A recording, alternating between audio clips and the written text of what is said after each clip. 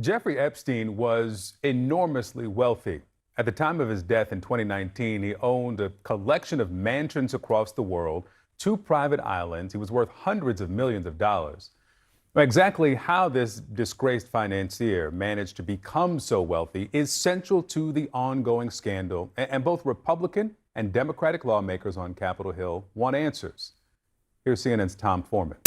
Ce qui se passe dans les coulisses du gouvernement Trump est plus grave que quiconque pourrait l'imaginer. La peur s'est emparée d'une personnalité qui, jusqu'à récemment, se présentait comme invincible. Donald Trump est paniqué. Et ce n'est pas à cause d'un sondage, d'une élection serrée ou d'un commentaire dans les médias. C'est parce que les secrets qu'il s'est efforcé de cacher pendant des années sont sur le point d'être révélés de manière irrépressible. Pour la première fois, ce ne sont pas seulement ses adversaires politiques ou des journalistes d'investigation qui lèvent le voile. Ce sont désormais des personnes de son cercle intime, des personnes qui marchaient à ses côtés, qui participaient à des réunions confidentielles, qui en savaient trop et qui, pour une raison quelconque, ont décidé de ne plus porter le poids du silence. C'est ainsi que l'un des épisodes les plus sombres de la vie publique et privée de Trump a refait surface. L'affaire Epstein, un réseau d'abus, d'accords secrets, de manipulations politiques et de relations dangereuses, qui s'étendent au-delà de l'imaginable, impliquant le pouvoir, le chantage et l'impunité institutionnalisée. La pression en coulisses est brutale, la base MAGA est divisée. Les républicains qui le défendaient auparavant bec et ongles s'éloignent désormais, ou pire, deviennent des voix actives, exigeant des éclaircissements. Et au centre de cette tempête se trouve un ancien conseiller de Trump, licencié et désormais prêt à divulguer des informations qui pourraient réécrire l'histoire récente des États-Unis. C'est cet ancien allié qui a remis un échange de messages qui, selon lui, a eu lieu entre Jeffrey Epstein et Steve Bannon, et dans lequel le nom de Trump apparaît de manière directe et alarmante. Le contenu de ce texte n'est pas seulement compromettant. Il révèle la peur réelle que Donald Trump avait de ce qui pourrait être révélé si Epstein décidait de parler. Le message, envoyé quelques semaines avant l'arrestation d'Epstein, disait que Trump se réveillait en sueur au milieu de la nuit, effrayé par la relation entre Bannon et Epstein. Cela en soi est déjà révélateur. Cela montre un président inquiet, hanté, essayant de garder le contrôle d'un récit qui lui échappait de toutes parts. Mais ce qui rend tout cela encore plus grave, c'est le contexte dans lequel cela a été révélé. Les accusations ne sont pas venues de nulle part. Elles étaient accompagnées d'une vidéo publiée par des survivantes des abus commis par Epstein. Des filles qui ont été abusées à l'âge de 14, 15 ou 16 ans et qui, aujourd'hui, d'une voix tremblante mais ferme, ont décidé de s'unir et de raconter ce qu'elles ont vécu. L'une d'elles a déclaré, les larmes aux yeux, « C'était moi. C'est moi. C'est quand j'ai rencontré Jeffrey Epstein. » L'impact de cette déclaration a parcouru le pays, comme une onde de choc émotionnel. Ce n'était plus une question de politique. C'était une question d'humanité, de justice. Et au moment où la douleur de ces femmes trouvait enfin une voix, des politiciens comme Mike Johnson, qui avaient promis d'agir, d'écouter et de se battre pour la vérité, ont simplement tourné le dos. Ils ont fait semblant de ne pas entendre. Ils ont fait semblant de ne pas ressentir. Ils ont fait semblant de ne pas savoir. Ce type de trahison institutionnelle est peut-être aussi dévastateur que les crimes eux-mêmes. Car lorsque la douleur est niée, lorsque la vérité est étouffée pour des raisons de convenance politique, la blessure s'aggrave. On voit alors un système qui, au lieu de protéger les plus vulnérables, protège les plus puissants. Le cas de Mike Johnson, par exemple, est emblématique. Après des réunions émouvantes avec des survivantes, il a promis d'agir. Mais lorsque la pression s'est intensifiée, il a préféré battre en retraite. Il a préféré préserver ses relations politiques plutôt que d'affronter la tempête. Cela a envoyé un message cruel à celles qui ont eu le courage de parler. Vous restez seuls, vous restez invisibles. Mais tout le monde n'a pas accepté cela en silence. Des figures du Parti démocrate, comme le membre du Congrès Robert Garcia, ont décidé d'affronter la résistance institutionnelle et de faire pression pour que les archives d'Epstein soient entièrement rendues publiques. Et ce, non seulement pour des raisons politiques, mais aussi par engagement envers la vérité. Garcia a affirmé catégoriquement que le gouvernement Trump cachait quelque chose, qu'il y avait une tentative claire d'étouffer des informations, de manipuler les récits, de transformer les victimes en obstacles politiques.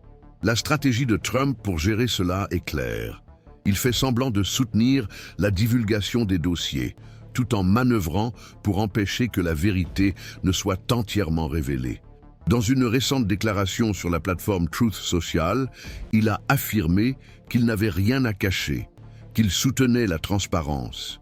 Mais peu après, son équipe juridique et ses alliés au Congrès ont travaillé en coulisses pour bloquer l'accès, recourir à des injonctions et discréditer les victimes. Ce double jeu est typique d'un leader acculé, un leader qui a perdu le contrôle. Cela est également apparu clairement dans la manière dont Trump a réagi à une question directe de la presse sur le scandale Epstein. Au lieu de répondre, il a attaqué le journaliste, qualifié la question de fake news et tenté de détourner la conversation vers ses prétendus succès en tant que président. Mais la réponse est venue peu après, sous la forme d'une publication en ligne. Une tentative désespérée de paraître transparent, alors que tout indique le contraire. Les contradictions s'accumulent. Tout en affirmant que les dossiers doivent être rendus publics, il affirme que tout cela n'est qu'un complot des démocrates. Comment quelqu'un qui n'a rien à se reprocher peut-il craindre autant la vérité ? La crainte ne réside pas dans les documents eux-mêmes, mais dans ce qu'ils peuvent déclencher. Car selon des sources proches de l'affaire, le contenu déjà rendu public par la succession d'Epstein n'est qu'une fraction de ce qui existe au ministère de la Justice. Et c'est là que se trouvent les documents les plus compromettants, ceux qui relient, avec des preuves concrètes, des personnalités politiques de haut rang à un réseau de crimes sexuels, de trafic d'influence et de corruption morale. À l'heure actuelle, un nouveau vote est sur le point d'avoir lieu au Congrès. Un vote qui pourrait forcer la divulgation totale de ces archives. Et curieusement, certains républicains commencent à changer de camp. Don Bacon, Kevin Kiley, entre autres, ont déjà signalé qu'ils voteraient pour. Cela montre que, même au sein du parti, le mécontentement à l'égard de la position de Trump grandit. Il ne s'agit plus d'idéologie, il s'agit de vérité. Et la vérité, lorsqu'elle commence à être étouffée, trouve d'autres moyens d'émerger. C'est ce qui se passe actuellement. La peur de Trump, les tentatives d'intimidation, les pressions exercées à huis clos, tout cela est en train de faire surface. Même des stratégies telles que convoquer des parlementaires à des réunions avec le FBI ou le ministère de la Justice, dans le but de les dissuader de soutenir la divulgation des archives, sont en train d'être dévoilées. La question qui se pose alors est simple. Que cache-t-on exactement ? Pourquoi tant de résistance à montrer au pays ce qui s'est réellement passé ? Pourquoi des personnalités telles que Ghislaine Maxwell, déjà condamnée pour son implication dans les crimes d'Epstein, bénéficient-elles d'un traitement privilégié dans les centres You don't hand matches to an arsonist, and you don't give power. d'urgence. Et pour étouffer l'affaire, la réponse est encore obscure, mais les pièces du puzzle s'assemblent, et le nom de Donald Trump apparaît plus souvent que tout autre, dans les documents qui ont déjà été rendus publics. Ce n'est pas une coïncidence. C'est une constante qui révèle une proximité, une implication et peut-être une complicité. C'est pourquoi la pression doit continuer. Parce qu'il ne s'agit pas seulement d'un scandale politique, il s'agit de dignité humaine, de justice. Il s'agit de donner la parole à ceux qui ont été réduits au silence. Et si vous êtes arrivé jusqu'ici dans cette vidéo, c'est parce que vous aussi, vous sentez que quelque chose ne va vraiment pas. Alors, je vous demande, avec tout le respect et toute la prudence qui s'impose, abonnez-vous à la chaîne. Nous nous battons pour faire vivre cette vérité, pour donner la parole à ceux qui ont été réduits au silence et pour vous montrer que vous n'êtes pas seul dans cette lutte. Ce combat n'est pas seulement celui des partis, c'est celui des personnes, des consciences. Alors que les projecteurs sont braqués sur le Congrès et que la pression populaire s'intensifie, La véritable bataille continue de se dérouler en coulisses, où les manœuvres politiques sont particulièrement redoutables. L'aile républicaine qui protège encore Trump se réorganise pour tenter d'empêcher que d'autres informations ne soient divulguées. Et le plus impressionnant n'est pas seulement ce qu'ils essaient de cacher, mais le désespoir avec lequel ils le font. Des sources proches du cabinet présidentiel ont fait état de réunions d'urgence, d'appels téléphoniques à des heures inhabituelles, de menaces voilées et de promesses de représailles à l'encontre de ceux qui soutiennent publiquement la divulgation des dossiers. La peur règne, une peur authentique, paralysante, qui parcourt les couloirs du pouvoir comme une ombre incontrôlable. Trump lui-même, selon des proches, a fait preuve d'un comportement erratique, alternant entre des accès de colère et des moments d'isolement. Le silence est devenu son pire ennemi, car c'est dans le silence que les souvenirs reviennent, que les choix du passé prennent tout leur poids et que les fantômes qu'il a tenté d'enterrer se mettent à murmurer plus fort. Et parmi ces fantômes, le nom de Jeffrey Epstein est le plus présent, le plus inquiétant, le plus dangereux. Steve Bannon, ancien stratège de Trump et figure clé du renforcement de l'extrême droite américaine, est désormais devenu un lien inconfortable entre le passé et le présent. L'échange de messages qu'il a divulgué n'était pas un simple coup de gueule. C'était un coup calculé, un avertissement, une confession déguisée en révélation. La phrase d'Epstein disant que Trump se réveillait en sueur de peur lorsqu'il apprenait l'amitié entre lui et Bannon est plus qu'une curiosité morbide. C'est la confirmation que le président connaissait le risque. Il savait qu'il y avait quelque chose qui pouvait être révélé. Il savait que le lien entre lui et Epstein était plus important qu'il ne voulait l'admettre. Et Bannon, en exposant cela, essaie peut-être de se protéger, de marquer sa position ou simplement de se venger. Ce qui importe, c'est que le message a été divulgué. Et maintenant, il est hors de contrôle. L'image d'un président enfermé dans son propre labyrinthe de mensonges, acculé par ses anciens alliés, est plus puissante que n'importe quelle campagne d'opposition, car elle révèle l'échec d'un leadership fondé sur la peur, la manipulation et le culte de la personnalité. Et cet effondrement interne peut être plus destructeur que n'importe quelle défaite électorale. Pendant ce temps, les survivantes de l'affaire Epstein continuent de se battre pour obtenir justice. Et elles le font avec une dignité qui fait honte au système qui les a ignorées pendant tant d'années. La vidéo, récemment diffusée, est un portrait brutal de la souffrance humaine. Des filles qui ont été abusées, manipulées, détruites émotionnellement. Aujourd'hui, adultes, tentent de reconstruire leur vie, tandis que le monde débat pour savoir si elles méritent ou non d'être entendues. L'une d'elles dit en regardant la caméra « Personne ne savait ce que je vivais. Et quand ils l'ont su, ils ont fait comme si cela n'avait aucune importance. » Cette phrase résonne avec force, parce qu'il ne s'agit pas seulement d'Epstein. Il s'agit de tous ceux qui ont participé, de tous ceux qui ont vu. Et c'est là que le nom de Trump réapparaît, non seulement en tant que personnalité publique, mais aussi en tant qu'homme. En tant que personne qui a côtoyé ces milieux, qui a fréquenté les mêmes lieux, qui a entretenu des relations étroites, et qui tente aujourd'hui de s'en défaire comme si de rien n'était. Mais il y a des photos, il y a des enregistrements, il y a des témoignages, et il y a des archives que le ministère de la Justice continue de refuser de divulguer. Pourquoi ?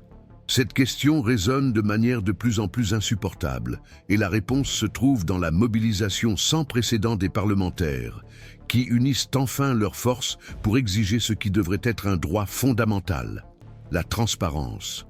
Le processus législatif en cours est plus qu'une simple procédure bureaucratique, c'est un symbole.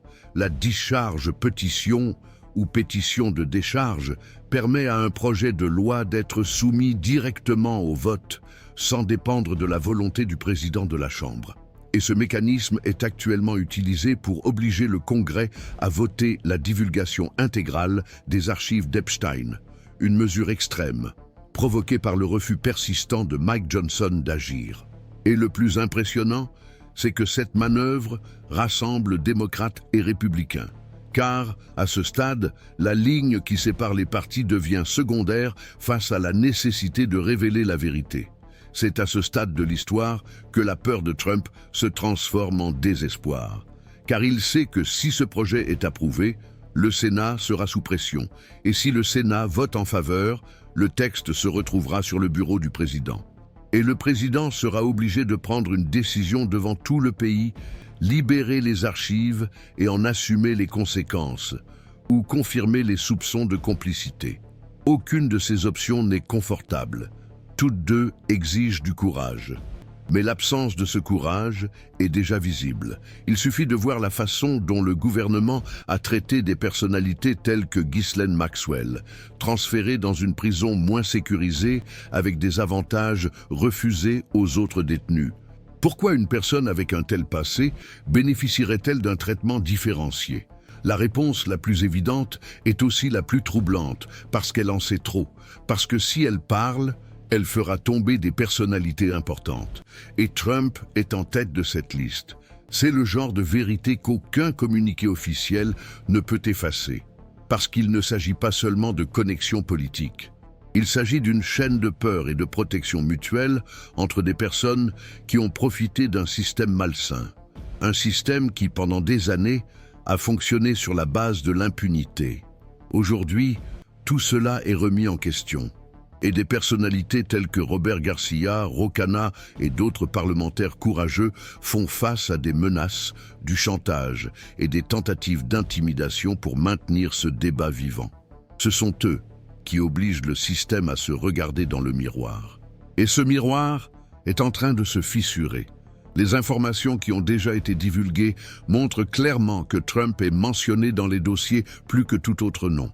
Et même s'il n'y a pas encore de verdict juridique, la tâche morale est incontestable. Il ne s'agit plus d'un jugement politique, il s'agit de caractère, d'éthique, d'humanité. Et c'est pour cela que vous êtes ici. Parce que quelque chose en vous sait que ce type d'injustice ne peut continuer à être balayé sous le tapis.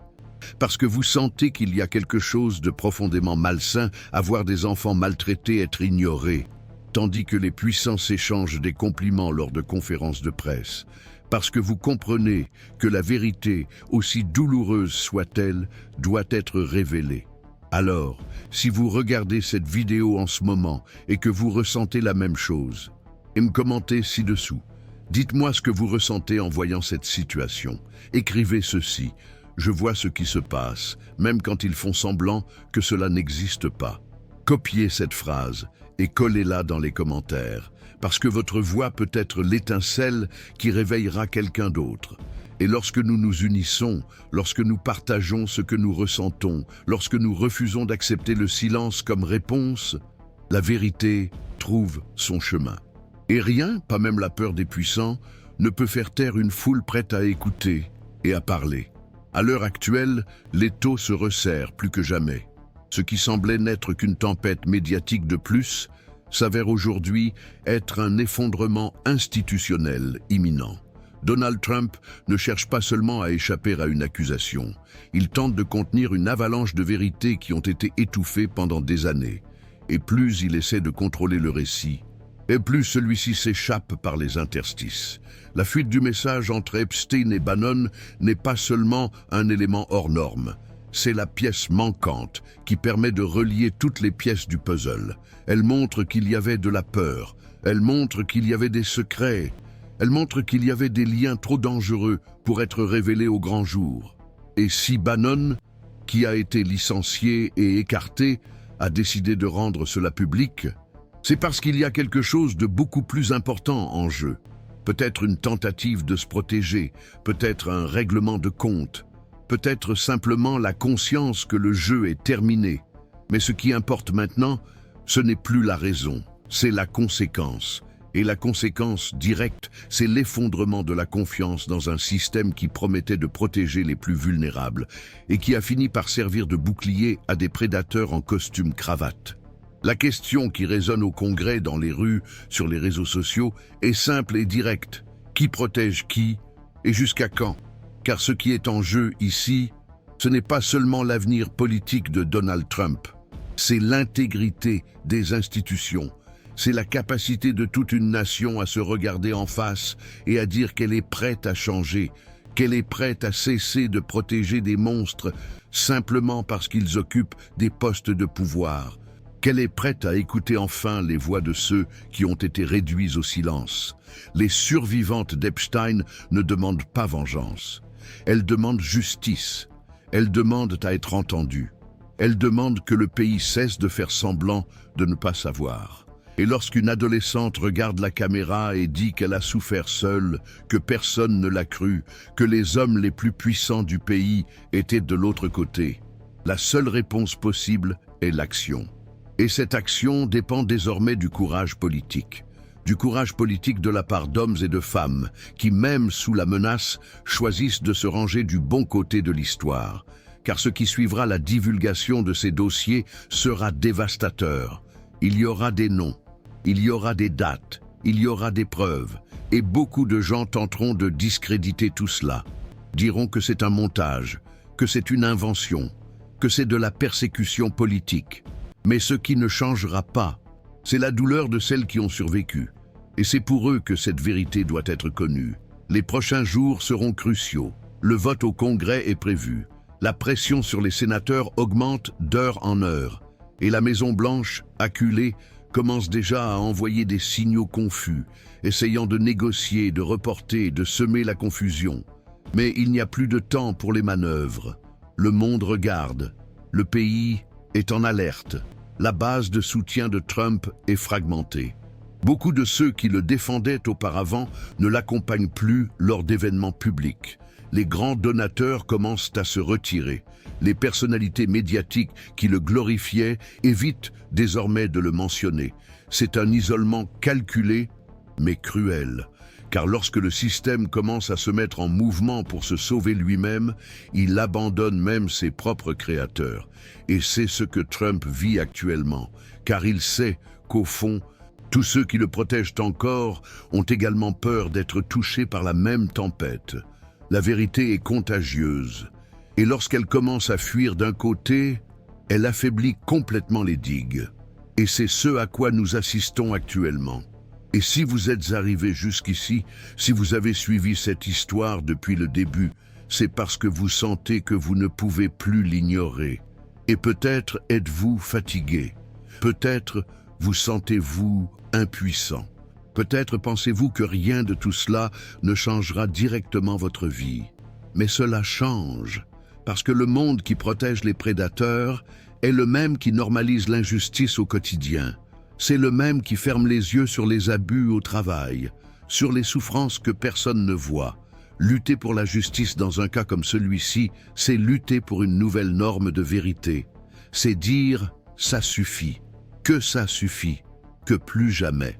Et cela commence par des actions modestes, mais fermes, par le fait de regarder jusqu'à la fin, par le geste de commenter, par la décision de partager, avec le courage de ne pas se taire et, par-dessus tout, avec le choix d'être du bon côté, même si ce côté est encore minoritaire, parce que la vérité n'a pas besoin d'une majorité pour être vraie.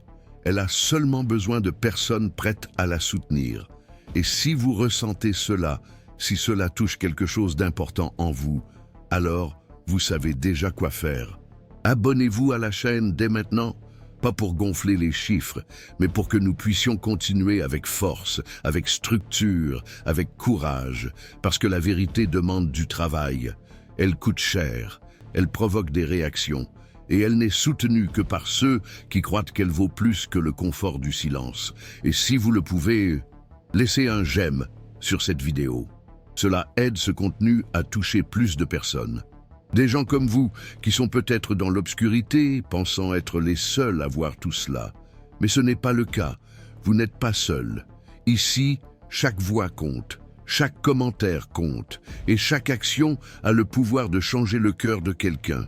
Et si vous voulez laisser votre marque ici, écrivez dans les commentaires.